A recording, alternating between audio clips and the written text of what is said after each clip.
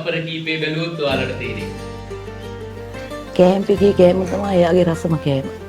Camp එකේ barber තමයි ලෝකේ ඉන්න හොඳම බාබර්. එයාට හමුදාවෙන් තොර ලෝකයක් නෑ. මේ අම්මා කිව්වේ මේ පුතා ආවික හමුදාවට මේ රටට කොච්චර ආදරේද කියලා. එයාගේ වීරකම් ගැන ඒ අම්මා හමුදාවට මාව දුන්නව මාව බලාගෙන කනුවේ මලේ මුකටද අපේ ගෙදර බලාගෙන ඉමින් ඉදිරියට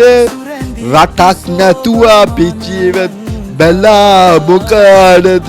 අපේ ජී හමුදාවෙන් කිවතුනාව එතන අටුව පිරවනවා මම කියන්නේ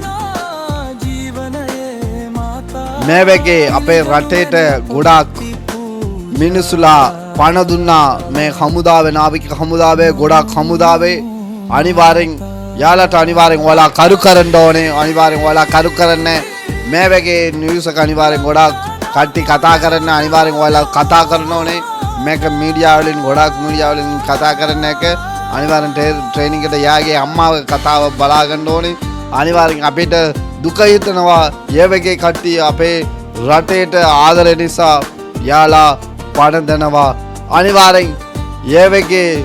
කවදාවත් ඔයාලා අමතක කරන්න එපා මේ වගේ කට්ටිය අනිවාර්යෙන් අපේ රටේට කර කරන්න ඕනේ